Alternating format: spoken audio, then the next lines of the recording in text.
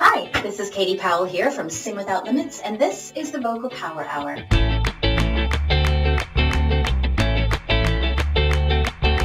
Today, I'm going to show you how to breathe as a singer.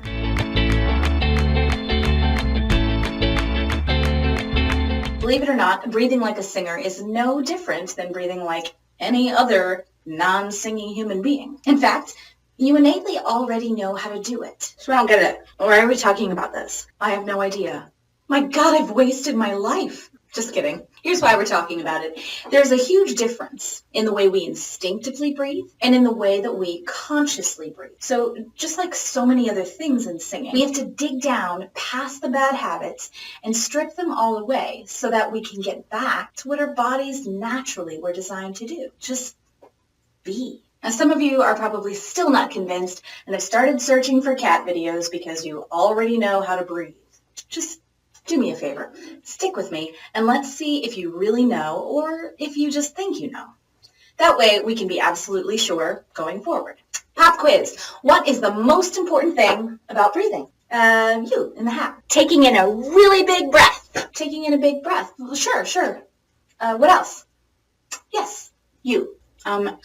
Using your diaphragm? Using your diaphragm. Well, you can't actually breathe with... Okay, that's another video. Next, low breath. Low breath. Very good. Hey, I like that scarf. Thanks. Okay, anyone else? No? No one said the answer. The most important thing is to relax your belly. Why? Because how on earth are you going to be able to take a low breath or expand your rib cage or get in a nice big breath if your belly is a tense, tight mess? You can't. It's physically impossible. Try it. Clench your abs like you're pretending you have a six-pack. Not that I do that every day in the mirror, because I totally don't. I totally do. And now try to take a big, low breath. Not getting much air, are you? And a lot of people think that they're relaxed, but they're not. Even me. Now, I remember learning this ages ago, and then one day, years after I was learning it, I was bending over to turn on the faucet of the tub, and I felt my belly drop.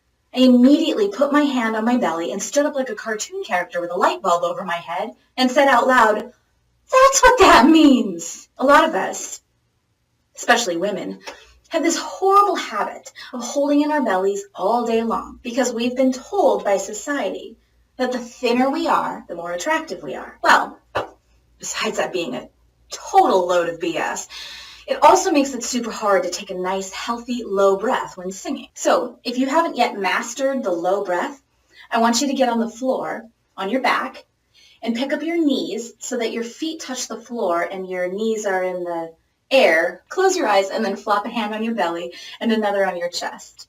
So keep your eyes closed and just relax. It may take you a few minutes to get there, but eventually you will relax enough that your breath will start coming in nice and low, like this. See, it's easier on your back because gravity takes over, so we don't feel the need to hold in our bellies in that position. Now, once you feel that starting to happen, see if you can maintain it while on your feet.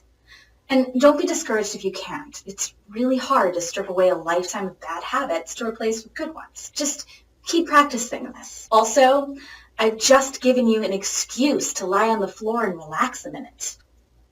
You're welcome. And that's how you take a proper breath as a singer. You totally relax, so it just comes in naturally where it's supposed to. Nice and low. But why? Why is it important to do this? Well, when we relax our bellies and take in a nice breath, the diaphragm, which lives just under and inside the rib cage, moves down to get out of the way so that our lungs have plenty of room to expand and take in a full breath. Now notice I said move out of the way.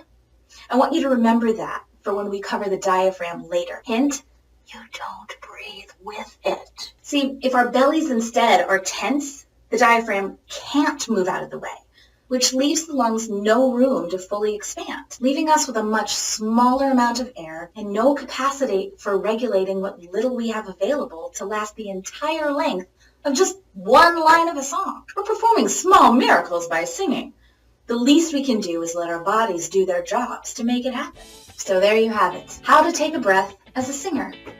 And what we do with it after that is a totally different story and enough to fill weeks upon weeks of the Vocal Power Hour. So please make sure to join me for the Q&A portion of the Vocal Power Hour with me, Jody Powell, where I take an hour to answer as many of your questions as possible. As always, I believe that the safest and best way to make sure that you are singing right is to check with a pro. And hey, I'm offering you that for free. Check the details below for how to get in on the call, and maybe I'll get to answer your question live.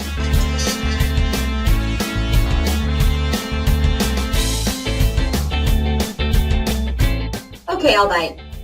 What's with your T-Rex? What? Oh. No!